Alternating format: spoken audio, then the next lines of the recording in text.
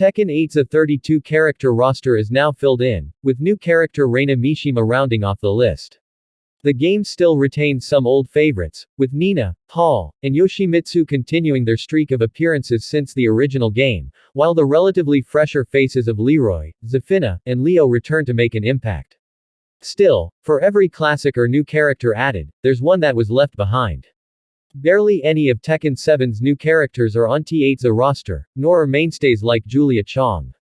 But if T8 runs as long as its predecessor did, it'll get plenty of DLC seasons, where these popular characters may come back. Bruce, Josie, Fahkumram. This one is up in the air in theory. It's not unlikely that one of the DLC seasons will include a Muay Thai kickboxer to bring the pain. Tekken 5 brought back Tekken 2's Bruce until Tekken Tag Tournament 2, then replaced him in T7 with the Filipina Josie Rizal. Her style was neat, as it mixed Muay Thai with a little Eskrima here and there.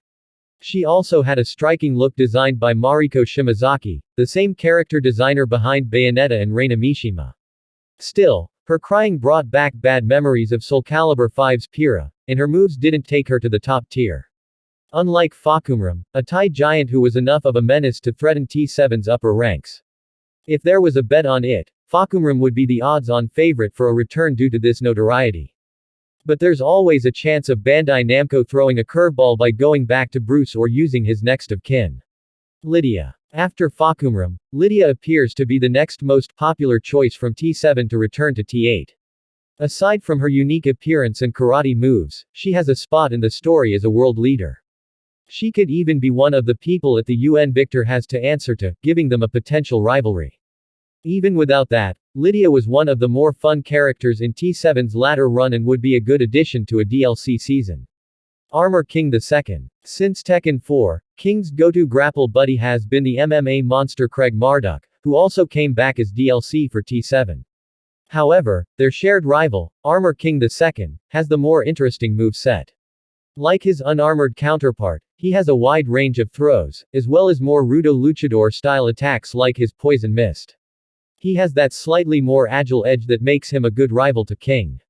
So, his comeback would be welcome. Miguel. Miguel Caballero Rojo is one of the bigger omissions from T8.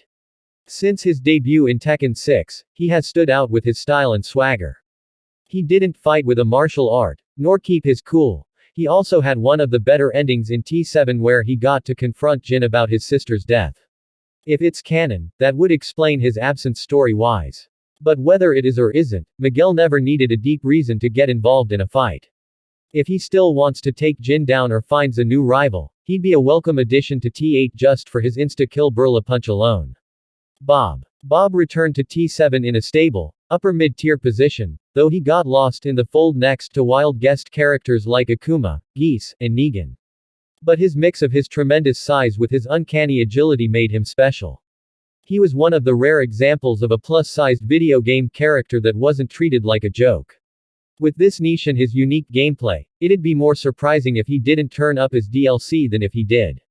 Anna Williams. Her moves were less safe, often leaving her at a disadvantage, and Bandai Namco seemed insistent on keeping them that way.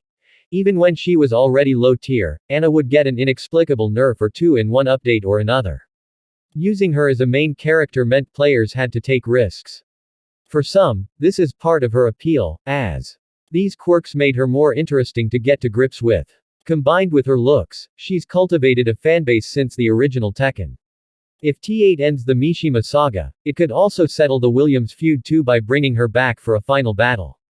Lei Wulong. On top of giving players the chance to pit Jackie Chan against Bruce Lee, Lei is famous in the series for his stance mix-ups. Whether he was facing away from the opponent, lying at their feet, or swaying like a drunkard, he'd lull his opponents into a false sense of security and make them pay for it.